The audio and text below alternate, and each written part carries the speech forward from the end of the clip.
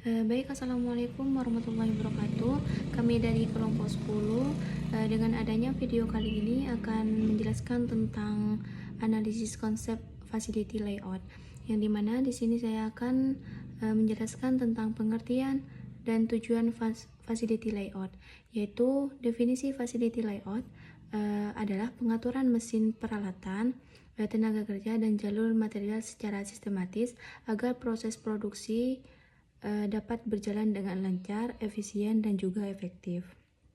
Nah, pengaturan yang baik memastikan setiap elemen produk berada pada posisi optimal sehingga aliran kerja tidak terhambat dan pemborosan dapat diminimalkan. Nah, juga tujuan utama facility layout juga yang pertama minimalkan biaya pemindahan material antar stasiun kerja. Yang kedua, optimalkan pemanfaatan ruang produksi secara efisien. Terus yang ketiga, tingkatkan produktivitas dan keselamatan kerja karyawan. Nah, yang terakhir, meningkatkan fleksibilitas dalam penyesuaian layout sesuai kebutuhan produksi. Nah, untuk manfaat dan faktornya di sini ada untuk manfaatnya mengurangi biaya produksi secara keseluruhan. Nah, mengoptimalkan penggunaan mesin dan peralatan, memperlancar arus material dan komunikasi antar unit, mengurangi idle time dan waktu tunggu, dan juga meningkatkan kapasitas produksi. Yang terakhir, meningkatkan kualitas produk secara konsisten.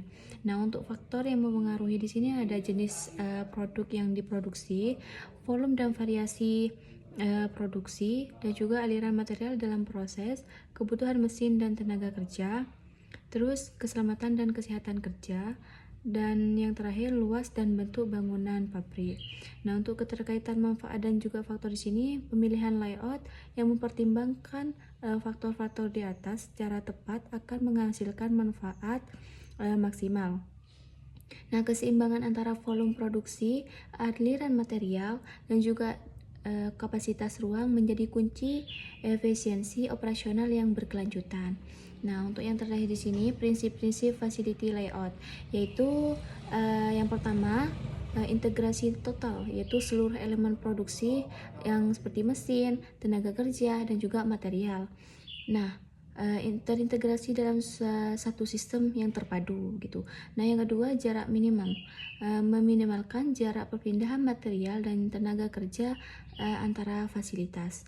Nah, yang ketiga, aliran kerja lancar, yaitu proses produksi mengalir tanpa hambatan, kemacetan, atau backtracking. Nah, yang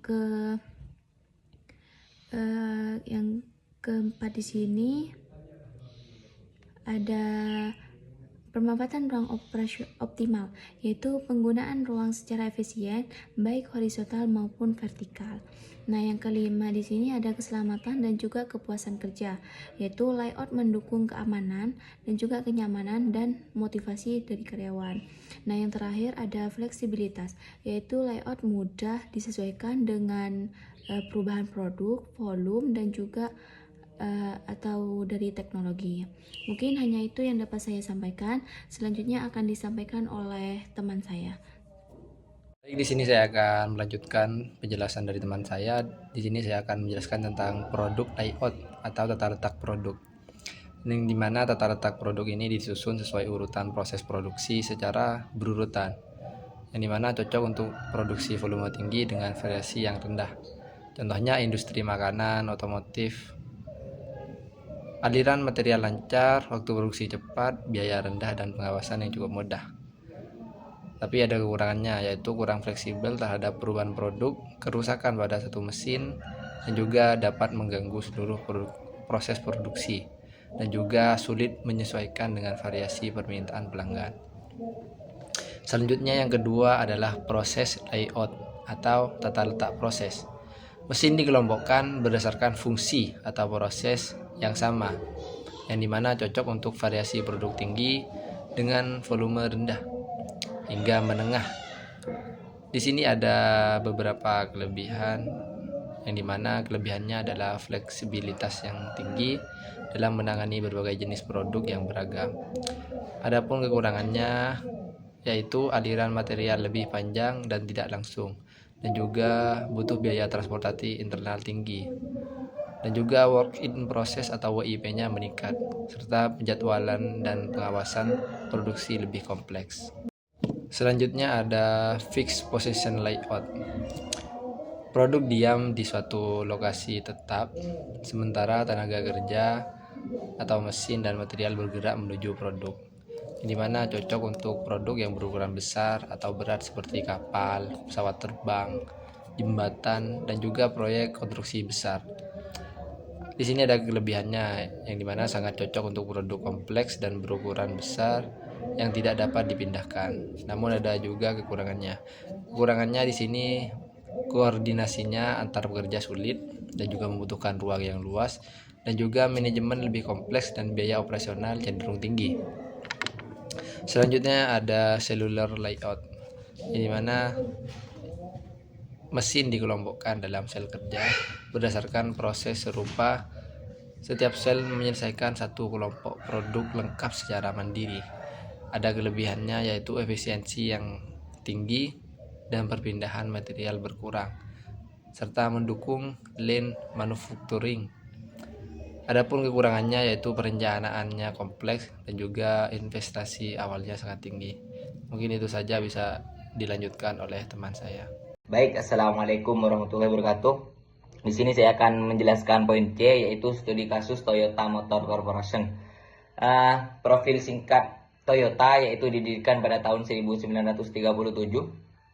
Toyota Motor Corporation di sini merupakan pelopor Toyota Production System yang merevolusi dunia manufaktur global, yang mana masalah awal yaitu dari 1950 sampai 1960.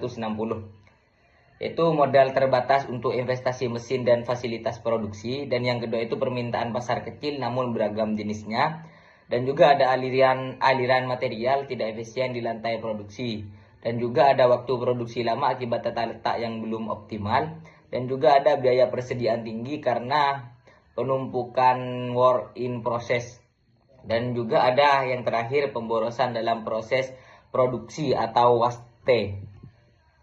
Dan juga di sini ada evolusi facility layout Toyota, yang mana pada tahun 1960-an produk di sini layout lini perakitan berurutan, dan dari 1970 sampai 1980 ini cellular layout kelompok kerja sub assembly, dan juga ada pada tahun 1980-an itu in time, material datang sesuai kebutuhan, dan juga ada 1970 sampai kini yaitu line balancing, beban kerja seimbang tiap stasiun, dan juga dari tahun 2000 sampai sekarang itu layout fleksibel, otomasi, dan robotik. Dan juga ada hasil dan analisis.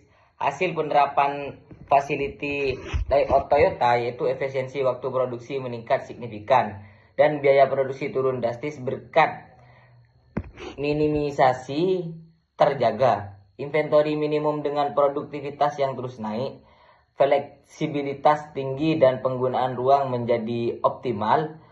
Analisis penerapan prinsip layout yaitu Toyota berhasil menerapkan prinsip jarak minimum antar fasilitas, aliran kerja yang lancar, integrasi total seluruh proses yaitu, dan fleksibilitas dalam penyesuaian lini, serta pemanfaatan ruang yang optimal, dan juga menjadikannya model terbaik penerapan facility layout dalam industri manufaktur global. Dan yang terakhir yaitu ada kesimpulan dan saran. Facility layout merupakan elemen krusial dalam perencanaan produksi yang secara langsung memengaruhi efisiensi dan efektivitas operasional perusahaan. Pemilihan jenis layout harus disesuaikan dengan karakteristik produksi. Studi kasus Toyota membuktikan bahwa penerapan layout yang tepat mampu meningkatkan efisiensi secara signifikan. Sarannya yaitu lakukan analisis mendalam sebelum menentukan layout dan laksanakan evaluasi serta perbaikan berkala sesuai perkembangan teknologi dan dinamika pasar.